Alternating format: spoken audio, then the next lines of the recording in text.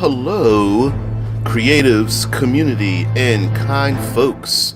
Welcome to RPG with DBJ. I am your host, DBJ, and today is Discord Tuesday. On Discord Tuesday, we tend to default to talking about tabletop RPG mechanics, especially in our generally most popular role-playing game, but others as well. And we also take a subject and we talk about it all week long. And today's subject is trust.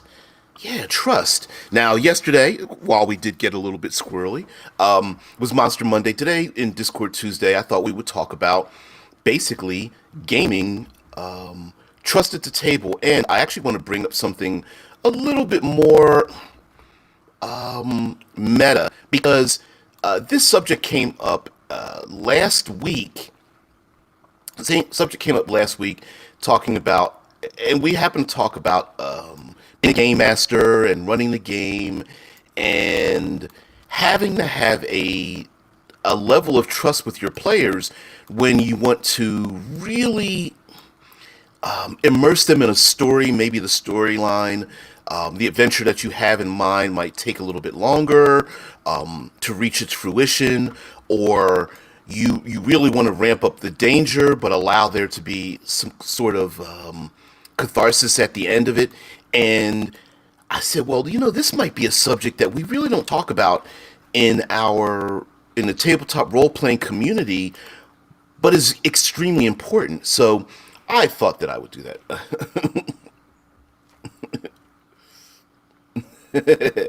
You're no problem there, Ogre. By the way, all of you, this show is simulcast on Twitch, YouTube, and our Discord server, both audio and visual. So you can participate on any of those platforms. Although I would prefer you to go over to Twitch and become a follower over there. I'm I'm like point 0.3. I need at least 3 participants to watch live, and I'm like 2.7 or something like that. So that's just a personal thing. Okay, let's get into the trust. All right, so some of you will notice that in Dungeons and Dragons and a number of other gaming systems, that there are some mechanical features that in my opinion, I feel like they've even introduced to circumvent the idea of there being trust at the table. So, and we're going to talk a little bit about raw, rye, and rules as written, rules as intended, and rock, rule of cool. And in terms of trust and the trust factor when it comes to using your mechanical features in the game. All right, so I think I want to start out this with the idea of talking about trust. We know that there are problem players and problem GMs, and we have some fun talking about it. The metagamer, the spotlight hog, the rules lawyer, et cetera, et cetera. But I think the one person, doesn't matter whether you're the DM, GM, or player. Yeah, yeah. Rick was like, don't forget to open up a muted tab with Twitch. Yeah, that's possible too, though. If you want to support the channel, go to Twitch, open up the tab. Although I'm pretty sure if you mute the Twitch tab, they'll notice it, but you could mute your own audio, I guess. Whatever the case may be, I don't know how to do that. So I think there's another problem player, and or DM, I'm including them as a player, that we often don't talk about or we don't define. And I think this comes about where you talk about, I think it's a problem that is undefined because it mixes so much with all of our other disliked player and or GM types: the killer GM, the drama queen, the spotlight hog, the rules lawyer, the person that takes too long, the person that is on their cell phone, and all this other kind of things. But I think there's one other person that's undefined, and that's the person that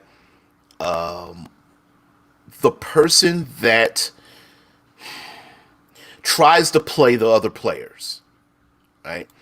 And this is where trust really comes in. What I mean is that, for example, let's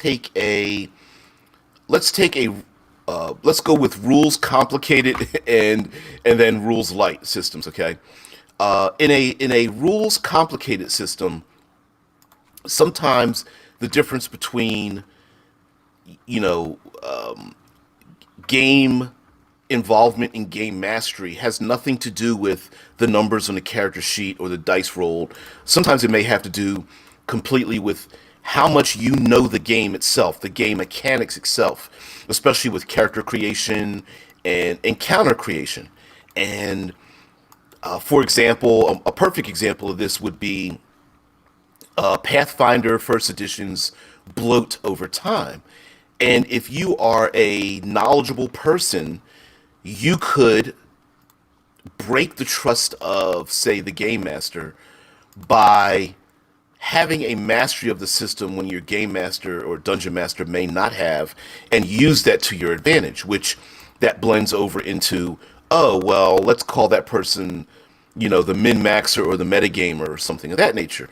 But really what it is breaking the trust at the table. It's breaking the community trust. For example, when actors are when they're casting actors for a movie or television show, sometimes it's not about who's the best, but it's about who fits into the group, who has the best synergy. We've heard horror stories about actors, making huge demands of being difficult to work with and such, and they could completely destroy a production. And the same thing goes for the gaming table. Okay, if you have a brand new DM, someone wants to join in, a lot of the fear is, especially when they have a group that has a lot of experience in it, a brand new DM or GM wants to trust that their players, who may have a lot more experience, a lot more knowledge about the rules, doesn't step over them, doesn't, put their boot in their throat and make demands of the game by manipulating, by basically like an expert lawyer manipulating the law to their benefit, because they know that on a as a meta trait, that the newbie DM doesn't know the other aspects to confront them. And if you're a person who is yeah, if you're a person who is has a lot of synergy with the people you play with or even you work with or whatnot, you know, it can be pretty daunting. Oh, that's funny. Tesla Ranger says, yeah, yeah. Love interest with no chemistry whatsoever. How many times have we seen that? Especially, I don't know about you. I'm not really one who likes relationships and love interests in like my action movies or superhero television or movie shows. And a lot of times when they throw that in there and there's no chemistry, you're just rolling your eyes like, please get past this scene because I really don't want to watch this. And that can happen too, where you have the love interest and they either don't like each other, or there's something on a personal level, there's something that they rub each other the wrong way, and then of course they have to get into acting, and then when they start acting, you can kind of see it on the screen. And so a lot of that when it comes to the trust is the reason why the best actor isn't necessarily the best one for this particular thing. So in particular role in the television show or movie. The same goes for role playing, right? Maybe you have a great idea for a character and you're like, you know what? I've got these 5 books and I know how to put these things together and this is going to be great. But your new GM or DM, you know that they're probably not going to understand how to handle this, or their experience with the game system, this might be daunting for them to handle this with you, not just you, but like 3 other players at the exact same time. So while your creation may be very good, it might not be appropriate for this particular time. There's also strength of personality, but I'm going to get in the comment. Ricker says, I will say that players who are trying to one-up the GM using the rules might also be an indicator of the GM not having the trust of the player. Exactly. And there, we all bring our own baggage to the table, right? Maybe a player has had an encounter with a GM who used the rules against the players, a TPK GM, a GM who was such a like a micro manager that the players then respond by creating characters that are best able to survive the onslaught of the GM. But again, that may be true, but if you're bringing your baggage over from one place to another, maybe it's not appropriate to do that, especially if you're not mentioning it, or you're not as inclined to delve that deeply into your own personality to reveal that to everybody else at the table. For example, there are plenty of times when I've played games where someone will say, hey guys, listen, I'm specifically playing a character that's going to be a bit of a hard ass. I'm letting you know that I'm going along with the game, but I'm going to be a contrarian in this adventure, right? I'm going to play a character who doesn't want to go on the adventure and doesn't want to work with people or has some kind of attitude or something, but I'm letting everyone know up front that I'm doing it for entertainment purposes and I will go along. That's the person who's saying up front, like, hey guys, listen, I want you to trust me that I'm going to play a character that's going to be difficult to work with. But I'm letting you know that my intention is that my character will be difficult to work with, but me as a player will not be. Uh, much like BA on the A-Team television show, BA, gold chains, big black dude with the mohawk, right? I don't want to fly. I hate flying. I hate heights. And then what happens in the show? They somehow trick him to get onto a helicopter or an airplane, and they fly him to the new location where they just happen to have another one of those black and red vans, right? And the idea is, yeah, I'm going to play a character that's difficult to work with, but I'm going to allow myself to be manipulated by others to work with the group, even as a meta trait. Yeah, yeah, milk and cookies. Yep. So you get where I'm headed with that, right? Right. So my point is, when it comes to trust, when you have experienced players and a newbie DM or GM, or vice versa, right? If you have a very experienced DM and you have a number of new players, dumping a lot of rules and background and die rolls and expectations on them about how the game functions might be very difficult. So those new players want to trust that they're going to play with someone who's not going to take advantage of their inexperience on either side of the DM or the GM screen. I like that picture though, there, dead man. Rules as written versus rules as intended, as drawn by Larry Elmore. Yeah. Yeah, absolutely. It's like, yeah, maybe not. And that's something else too. I think that we tend to, when it comes to trust, that we tend to ignore about the rules as written, rules as intended idea. Let me get into this comment, but I'm going to focus on one little trait in just a minute about that. Ricker says, if you play a difficult character, I think it works best if you want the party to give the character shit and, yep, yeah, and cheering for your fellow players when they do. Exactly. I mean, sometimes it's one thing. It's one thing to play the a-hole in the group, right?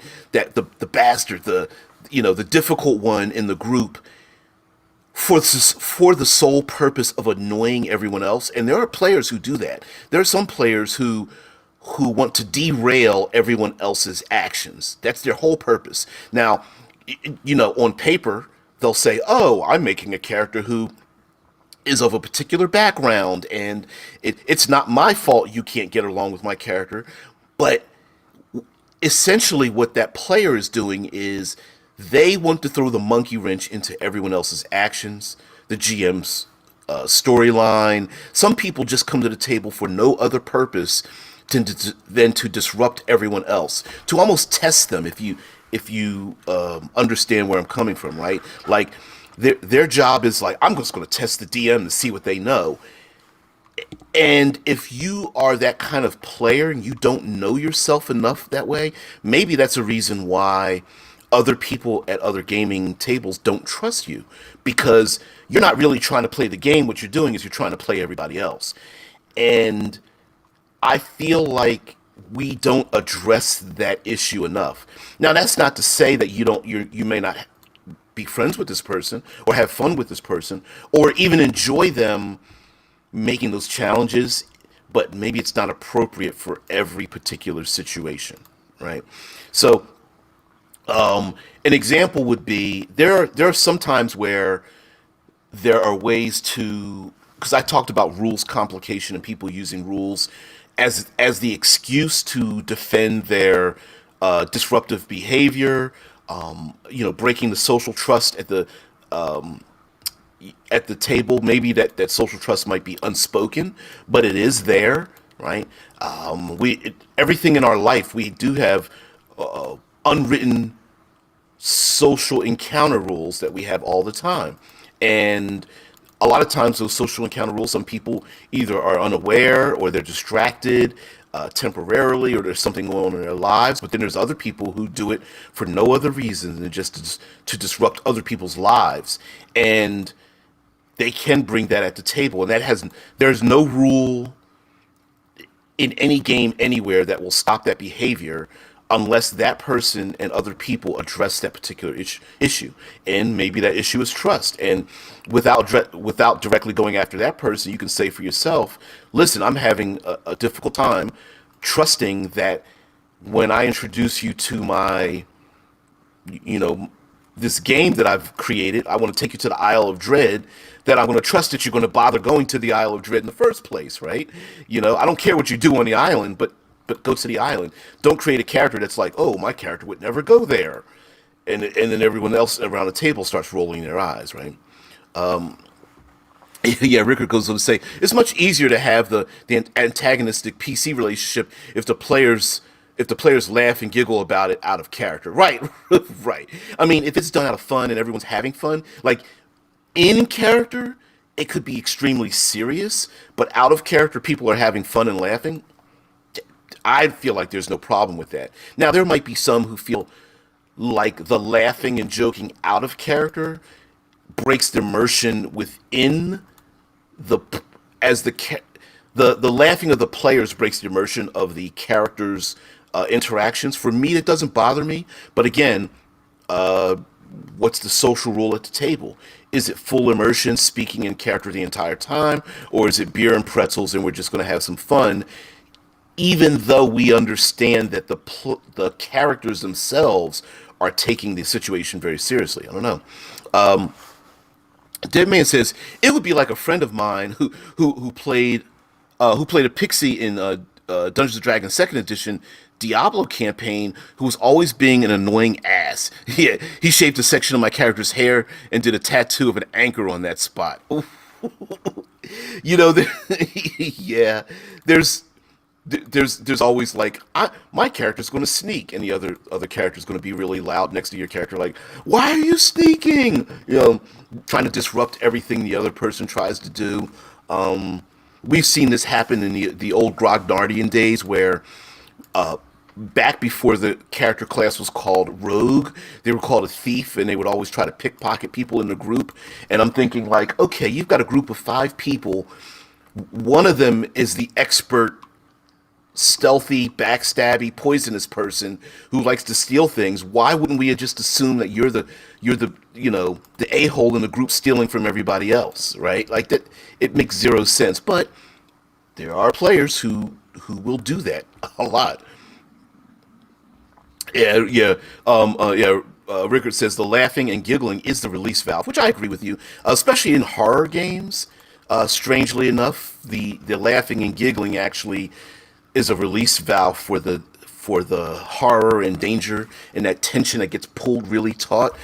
So that's why I never have a problem with it. There are some people who Heck, if you've got a background in improv or acting or something like that, a voiceover, you might feel some way about that, about the giggling and laughing. Again, but there's a social contract, right? Maybe if I'm playing in a game where someone takes that really seriously, then I know to calm my own giggling and laughing and sarcasm down to a minimum. Now, here's something else that I feel like, especially when it comes to rules light gaming. I think you guys know that I'm a rules light individual. I think just because of my age and orneriness. But when it comes to rules light games, this the rules themselves does not help with the trust. But I will admit that when it comes to rules light gaming, because so much of it tends to fall into the realm of the social contract, where collectively the outcome of certain things, or because there's a lack of rules that the group itself decides, adjudicates the outcome of a lot of things. What happens is, it's for me, it's very easy to find. It's a very good a-hole meter. It's like a BS meter where you can very easily find that disruptive individual who breaks the common trust amongst everyone at the group by wanting to use their force of personality or their disruptive nature to get what they want, because there are no rules to dictate what they can or cannot do, as opposed to the rules complication, in which they start using the rules to defend the disruptive behavior in the first place. The person playing lawful stupid, the person playing chaotic neutral and going crazy and trying to use the rules to defend their own behavior. Now, yeah, Rickard says, if you're not allowed to laugh and giggle, make sure to check in with one another after the game. Yeah, again, of course, if you want to make confrontations with people, it's funny how we as tabletop role players are a collection of really bad socially awkward individuals gathering for a socially intensive hobby. But we are, you never make these confrontations at the table before somebody's about to make their die roll 45 minutes into the game, right? Wait till the end of the game, or wait for a bathroom break or a food break or a bio break or something like that, and just go, hey, listen, I don't know if you're going through something, but I think you're being a little disruptive or something, or you're stealing the spotlight or whatever. And that person may not even understand. They could just be excited and they go, you know what? I'm so sorry, man. I was just having so much fun. It could be a simple thing as someone having a bad day at work, and they show up at the table, and in their mind they're like, all I want to do is just kill stuff. And while everyone's doing the social interactions, they're sitting back, twiddling their fingers, and they're just like, oh my god, can we just kill something? And it could just be that one off, right? But it's also, trust goes both ways as well. That individual who's had a bad day at work and wants to come into the game and kill stuff, if you're aware enough of that person's personality or their behavior or their intentions, you could say, hey guys, listen, so-and-so had a bad day at work. Does anybody mind if we just go into let's just roll some dice and kill some things? And everyone else might go, whew, I didn't want to mention it, but yeah, you know what? I love the role playing, but man, I haven't rolled a die, and it's been like 3 game sessions already. Maybe that's the case. So, trusting your instincts, trusting the people at the table, trusting that the DM will accommodate the players in their intentions and what they like to do, and the kind of characters they've created for the game in the first place, is all pretty important when it comes to trust. You're silly there, Ted, man. James Earl Jones narrates cat videos. Yeah. Bring that to the table. It's like, maybe you might want to put the phone down. Ricker says a quick sorry about my character's name. He is a right a-hole. Get him back next time, man. You know what? You're so right about that. There's nothing wrong with letting the other people at the table, especially if you can see they're getting a little annoyed with your character, and just out of game, just go like above board at the table and just say, hey guys, listen, Don't let my character get away with these kind of things. My character's an a-hole, and listen, just, you know, punch him in the mouth, spill some soup on his head, make him trip and fall in the mud. That's the whole point. Spill a drink in his face, right? Just let the other people at the table know what your intentions are when you do something like that, when you're playing the disruptive character.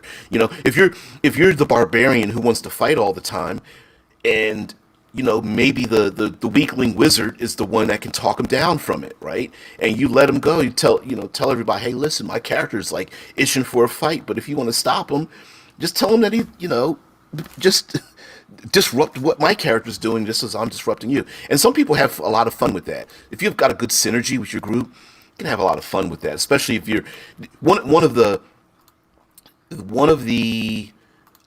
unspoken rules when it comes to being a game master or dungeon master is creating such an environment that you get to sit back in your chair and say nothing and let your players just run wild. There's no greater compliment to a game master, dungeon master, than not having to constantly push everything forward and letting the improv carry itself within the group, and the game master can just sit back, put their hands on the back of their head, like, this is sweet, just watching everybody interact and having fun. Maybe they're on a sailing ship going to that, the Isle of Dread or something, and they're having like the little asides, the confrontations, the little arguments, and petty challenges and things like that with each other, having fun, smiling while they do it, and you as a game master just sits back and lets it happen. Yeah. Yep. All right, Ogre. Dead Man says, yeah, my friend said basically that exact same thing about you're like, listen, don't, is my character being an a-hole? Yeah, but you might want to get him back when he do something like that. Ricker says, please tell me that is a real thing and that you posted links to the videos in the Discord. Oh man, yeah, Ogre. Oh man, yeah, and you can do that as well. By the way, if you're in the Discord, go ahead, post some links in there if you don't mind, or some pics or something. So another part of trust when it comes to the mechanics of the game is this. I know some people who claim that they are hardcore rules as written, but I'm here to tell you that even if you are a hardcore rules as written, there still isn't a common. Some would feel that, well, if everyone played rules as written, we would all be on the same common ground, and that's not necessarily the case, because an example would be how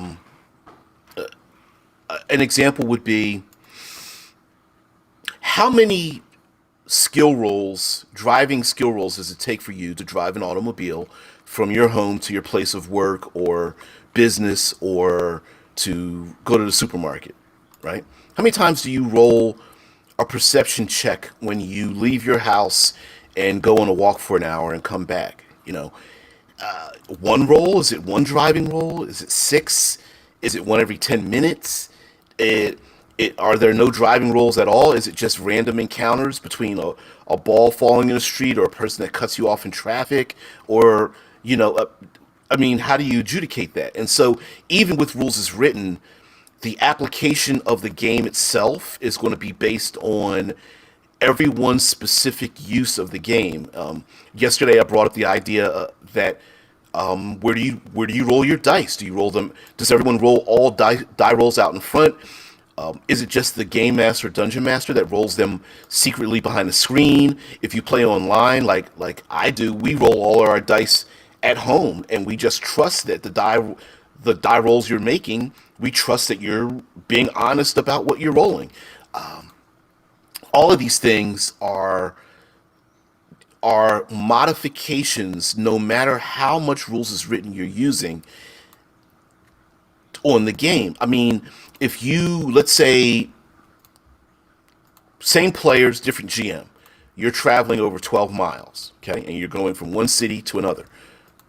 Does the other game master make you roll one survival check to get to the other place, or do they have a random encounter table that's in the game that they use for every mile you travel. Uh, Even with rules as written, the expectations of how those rules are applied might be different for different groups. And so, whether roles are rolled out in the open, what counts as a true roll? Does it if it rolls off the table, or things like that? You know, when you can apply certain modifiers to such roles. I know there back when I was very young, we used to do the first word counts.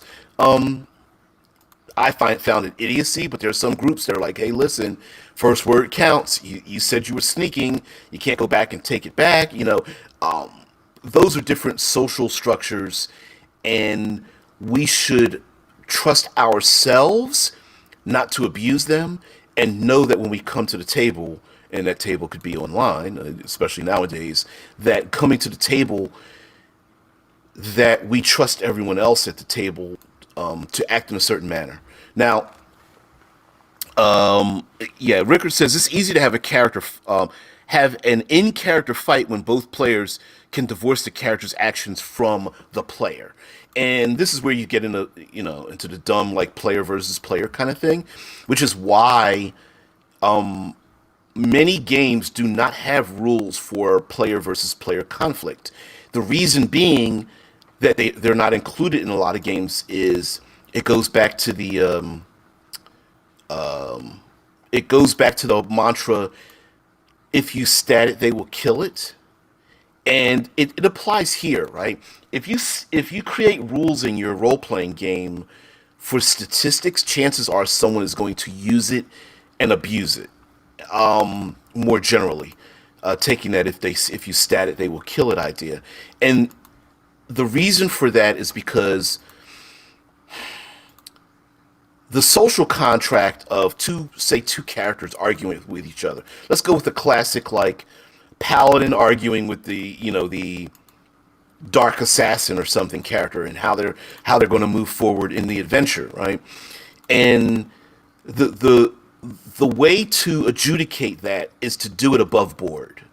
Maybe both players are like, you know what, our characters are siblings and they argue all the time, and they both picked two different paths in life, but now they're forced together and they're constantly arguing. Okay, why?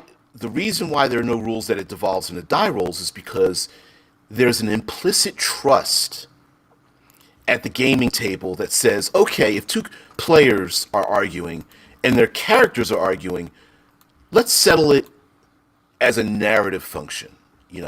Hey, my character's going to wrestle with your character and try to punch him in the face, all right? And then the other player says, fine, okay, it's the trust. You agree, like, you know what? Oh, fine, you punch my character in the face, and I fall back and stumble over my stool because I was drunk or something, because I tried to, I don't know, feel you up or something like that, right? And then you accept that I'm going to make an action, and then you accept the consequences of performing that action, whether it is, shaving the back of someone's head and putting an anchor tattoo in the back of their head. That player then accepts that that individual is going to then respond to them in a, shall we say, aggressive manner for doing such a thing to that player character, right? I mean, that player is going to react in some way, shape, or form. When a lot of times it's not the matter of someone performing something. It's just that people want to be able to get away with it, right?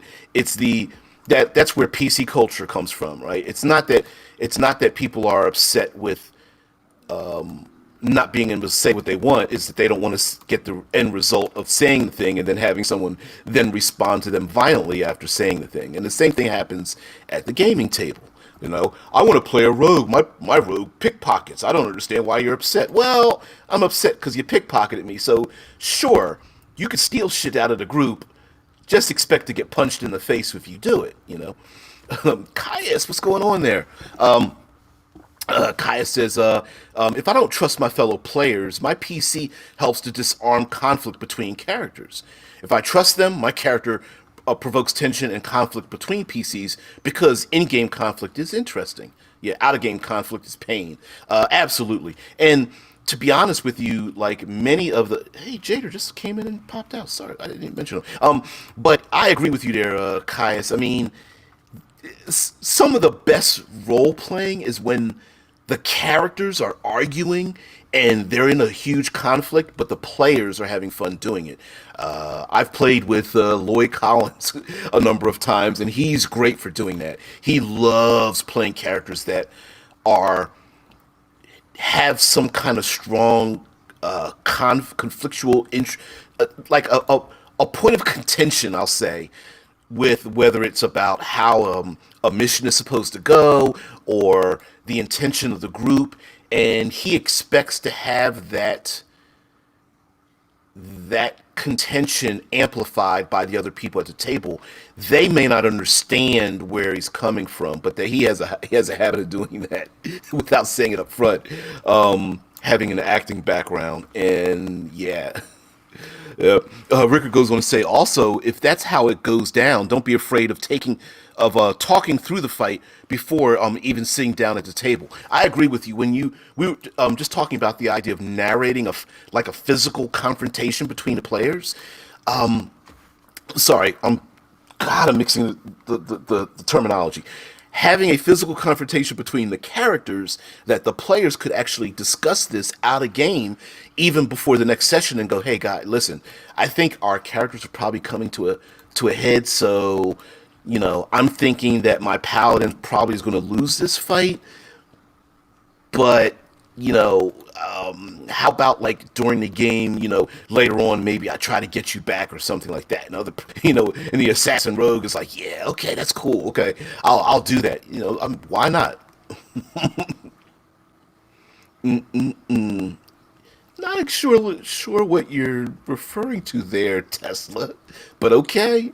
Yeah, I'm gonna check out that overrun for Eclipse Phase 2. Wow.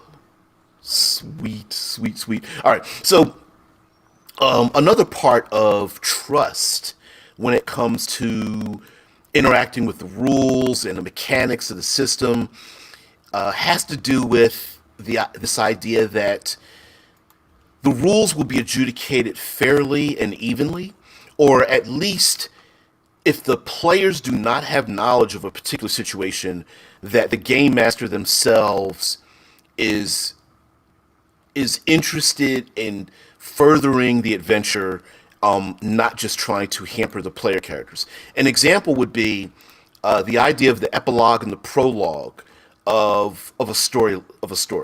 And this is just a personal feeling.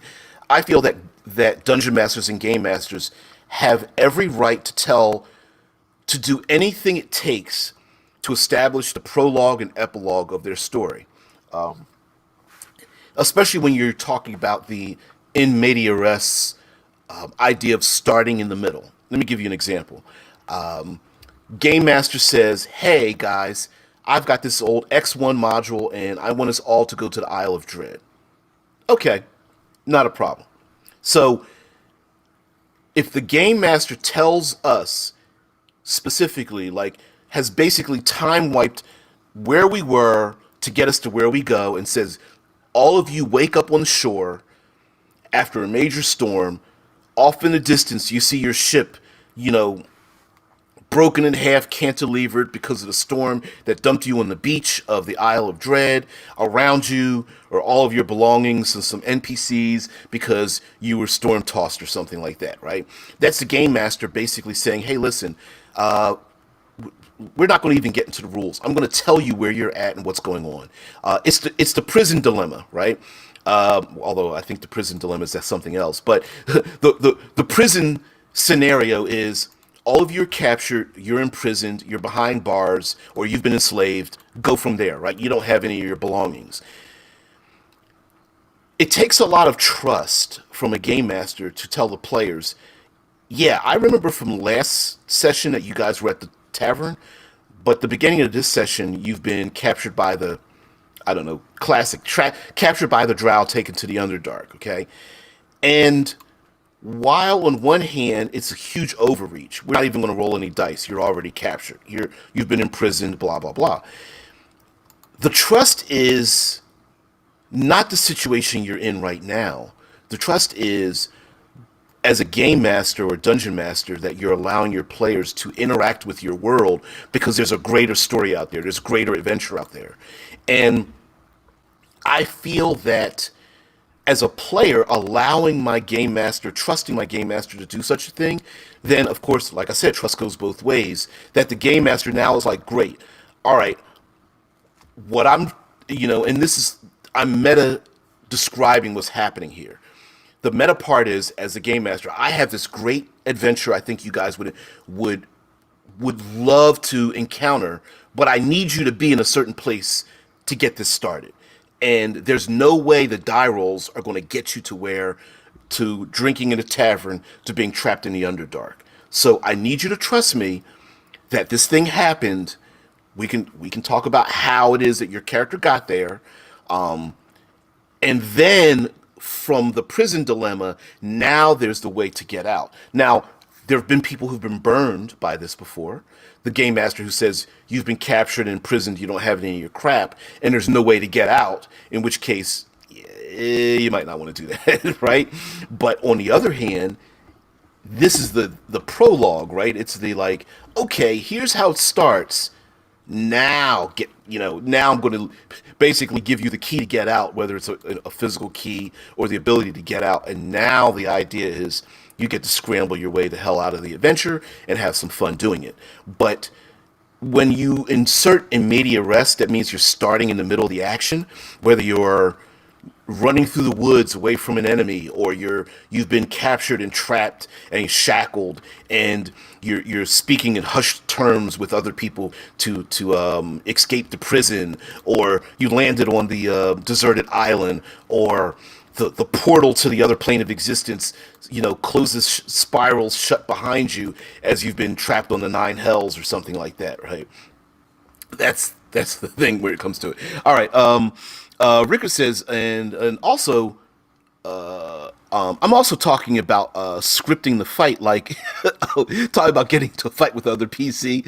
Yeah, like okay, so what if when we get to that, you'll say something that triggers my character to a table flip, and we cause a major major brawl, and then the rogue knocks me out, and breaking a bottle on my head. Yeah, I've done that. I don't know how many times I've done it, but the whole scripting the fight, I've done a chaotic version of that, like the classic tavern brawl. Like, great, I'm gonna grab a chair and slam it over your character's back.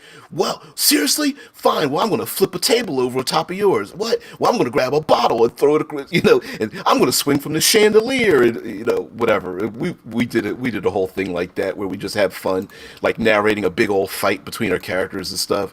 It was a big old brawl and whatnot, and it wasn't any die rolls. The game master got involved in it because there were a bunch of other people in the tavern. It was a classic Western tavern brawl, and it was pretty fun. Kaya says, my younger brother Thief regularly attacks Lloyd Collins' older brother Monk in our Mongolian siblings campaign. We roll a single die to decide how it turns out. It's just background role playing. Yep, you've got to accept some burns sometimes. Yep. Hell yeah. It's fun when it's fun when that happens, and you have the trust of the other players to know that they're not going to take it that far. That sure, maybe at this moment I won, maybe next time you let them win. Sometimes people even provoke something simply to get you to be in the spotlight, right? Maybe my barbarian is always itching for a fight, but really what I'm doing is I'm waiting for the more pacifist or weaker character to step in my way, to put me in my place, so that character gets to interact socially, because my barbarian sucks at social interactions. But maybe it's time to help the other character spotlight. So there is a way to allow someone to do that. Yeah, man, over in the Discord, you guys are teasing me with the with the eclipse phase stuff, which is where this idea of trust came from, actually. When it comes to that, here's another thing that I feel is kind of undefined in role playing when it comes to trust and mechanics, and that is accepting the role of the rules, the dice, and everything that involves the mechanics of the game, and accepting the outcome for good or bad. An example happens all the time in Dungeons and Dragons and any other game is character death, right? There are plenty of times when characters will try to scramble, rip their, they'll scramble and cajole and threaten and get sad and get emotional when their characters die. And the problem that happens, the emotional part of it is not a problem, but the act of wanting to table flip or threaten a DM or say this game sucks or fold their arms or pout or whatever, or this game is unfair, is the fact that most games have the threat of death and violence. Like there's like 99% of all role-playing games have a big chunk of combat, and part of that combat is dying and being severely hurt or dying. And when you have a randomizer, you may not know what's going to happen, no matter how you've stacked the mechanics in your favor. When there's a randomizer, that randomizer might work against you. So if your character gets injured, dies, whatever, the trust is you accept the fact that, hey, you're willing to accept all the good stuff. Use that energy, use that enthusiasm. Let it be known, subtly or not, that the other people at the table will trust that you won't go off when your character dies. Now, there are some people who the rest of us don't want to play with simply because when things don't go their way, they become disruptive. Whether they become disruptive verbally, whether they become disruptive in game by throwing a monkey wrench into what other people are doing when they start to fail. Now, I get it. Sometimes things don't go your way, and you're grabbing that D20 or those percentage dice or something, and every time you roll, it's like crit fail, oh, close to being crit fail, and you're just like rolling your eyes like, wow, and everyone else at the table's like, dude, what's going on? You need to put those dice in dice jail, right? That happens. But if you drain the energy at the table, if you become the weak link of the chain that holds everyone together, while as difficult as it is to push your energy forward into the actions at the table, at the same time, you know, leave the trust at the table. Let everybody know that, yeah, I know you're upset, but the story still has to go on. I know you're mad that the die rolls aren't working in your favor, or you made some decisions that are working against everyone else, but be aware that by going into your shell or being disruptive is breaking the social trust at the table, and that's something I think that sometimes we don't address, even at a session zero. Like, okay, what's going to happen when your character dies? Period. How are you going to react? Because if you're going to throw up your hands, then maybe the rest of us don't even want to play with you because of that. Caius says, how far do you trust your GM, and what do you do if you trust your and what do you do if your trust for your GM is weakened? If you are emotionally invested in your character, you are likely to experience some element of grief if they die. I absolutely agree. One typical reaction to death is irrational. I consider myself very level-headed, but when my character dies, I immediately start blaming little errors that the other characters in GM have made. And that's a very real, hell, I think we all feel that way, right? When things don't go our way, we rationalize our emotional conflict by trying to find reasons why such a thing happened, and it's far easier to blame other people and other situations for our downfall, right? And because we're playing a game, a lot of this stuff is in our hands, unlike real life where we don't have any control over our experiences in life, from our birth to our death. In a role-playing game, we have ultimate ultimate control over what happens, essentially. And so when things are not in our favor, we tend to blame other people and other GMs, and it's fine. I find it's fine if it's taken if it's mitigated, right? Like, oh, I can't believe this happened. And a lot of times you'll have, empathy from the other people at the table, like, dude, I can't believe, oh, that's messed up. And so what happens a lot of times, maybe even game masters will say, you know what? This is like the eighth time you've rolled a d20. You haven't rolled anything above a four. I'm going to give you this piece of information. I'm going to allow you to, I'm not going to have the bad guy pounce on your character for like the ninth time, because we all know what's going to happen when you roll the dice, right? It's is that a manipulation of the rules? Is that fudging the dice? Probably. I think it counts that way. But the reason why, is it more? Are the human beings more important at the table than the game? And my contention is yes. Now, some of you out there would say, "Well, hell no, I'm not. I'm not modifying a damn thing just because you're upset." But then we circle back to trust, right? Can I trust that you're not going to abuse or manipulate or take advantage of my emotions, just as I'm not going to allow my emotions to disrupt the energy and the fun at the table, the interactions at the table. And hell, everything doesn't have to be fun and games. It's very vulnerable, but maybe everyone else starts getting upset the same way when a pivotal NPC dies and everyone is upset about it. And I've even heard of individuals having funerals for characters or NPCs and people actually getting very emotional about it. And a lot of that emotion comes from the idea that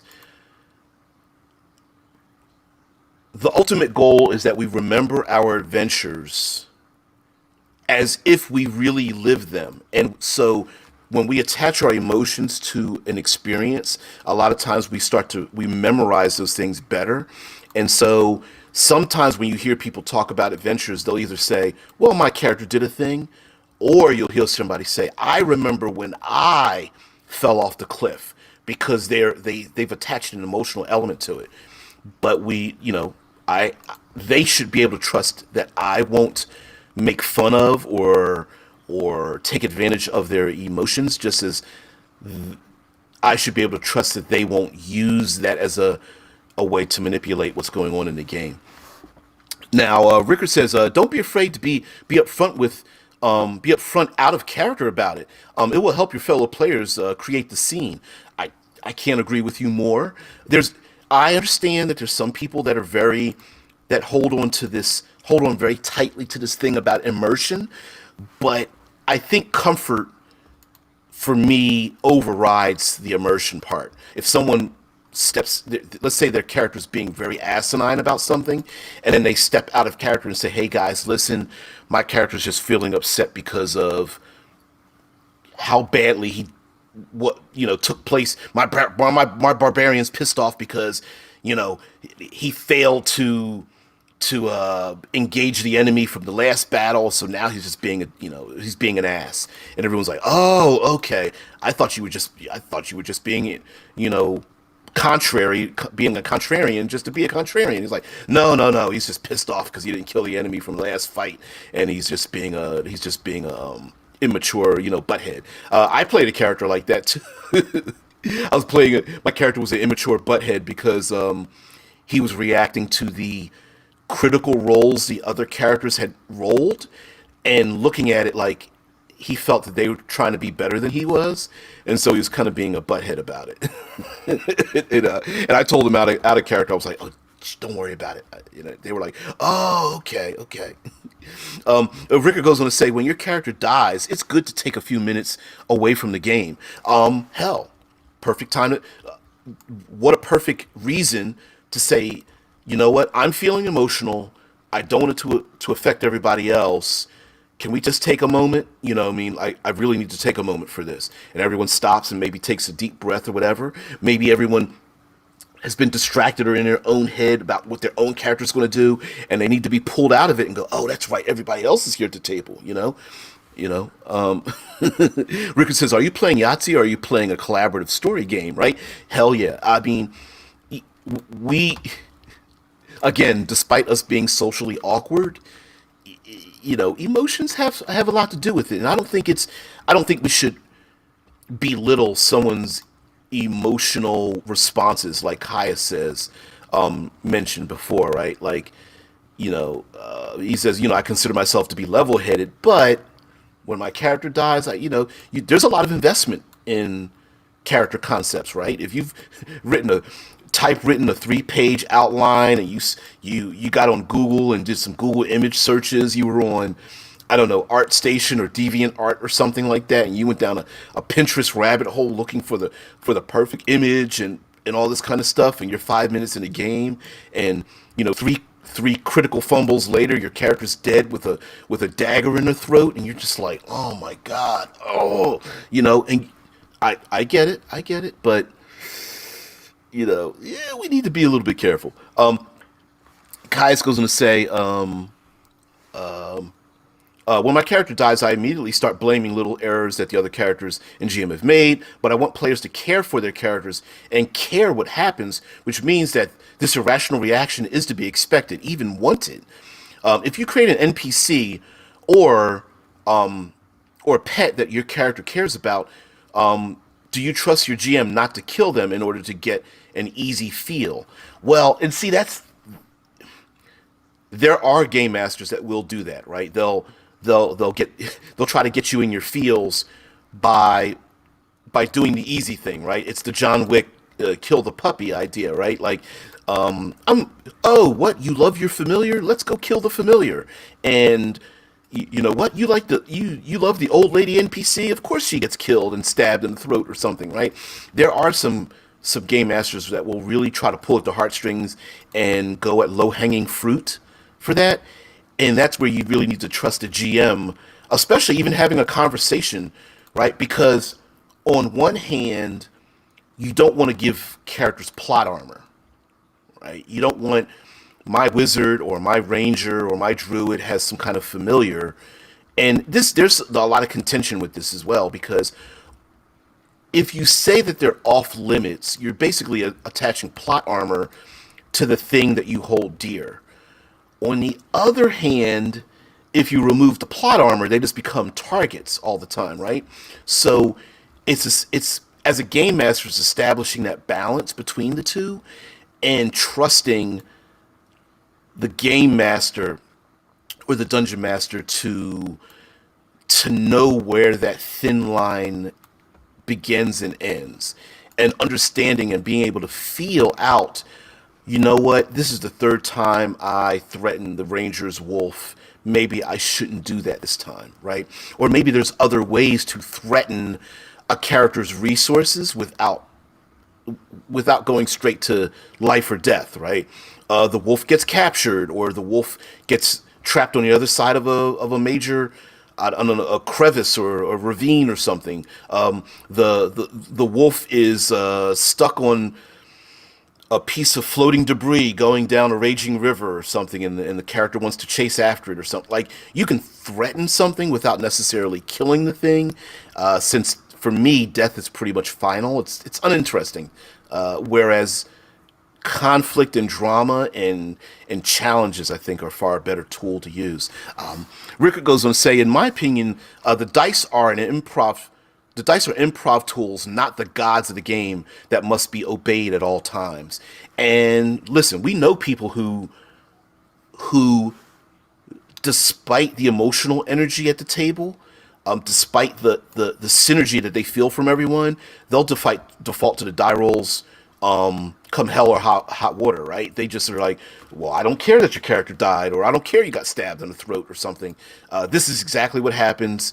Stop being a baby, right? And sure, if everyone at your table is that way, I guess you can't really complain. But if you have new players, or you see or you feel the emotional tension, I think maybe taking a moment, much like television or movies, will break away, or montage, or slow motion, or the emotional music will play over a particular scene, even though it doesn't make sense. Same thing happens at the table. Okay, guys, everybody, take a break. It's the Boromir taking the arrows in the chest idea, right? Maybe we might want to stretch this out a little bit so that we can embrace the encounter and embrace the event rather than wipe it under the rug and tell everybody to move on. You can stretch out a death for a good half hour or more if you really want to have everybody come to their feelings in one way or another. Ricker goes on to say, even when oracles read the bones, they might they might have read two different prophecies from the same result. Exactly. And as a matter of fact, how many times have we seen storylines where, and television does this a hell of a lot. We see a storyline, we see the end of the episode, the proverbial hero falls off a cliff, gets shot in the chest, goes to the hospital, and they're putting paddles on their chest. They're dead. What happens when we come back to when we come back to the next scene? Well, maybe they didn't die. Maybe something else happened. Maybe something else, maybe there was some other disruption or some other third party broke in that we happen to not see from the prior scene that changes the thing. Or maybe it's just a matter of, maybe it's just dealing with the emotions, letting the emotions sweep through us, and then we deal with it on the back end. Anyway, thank you very much for joining me. I didn't feel that we would get into an emotional part of this, but I think trust has a lot to do with it. Trusting our own feelings and trusting that others won't take advantage of those same feelings, and being sensitive to it. And then ourselves, if we're feeling very emotional, to trust ourselves not to disrupt the rest of our gaming our gaming enthusiasm. So anyway, guys, thank you very much. Tomorrow is World Building Wednesday. World Building Wednesday and Trust. I'm not sure how that's going to work, but that's the adventure in it, right? So anyway, guys, everyone have a great one. I will see thee tomorrow. Have a great one. See you guys. Thank you very much. Bye. Thank you for watching.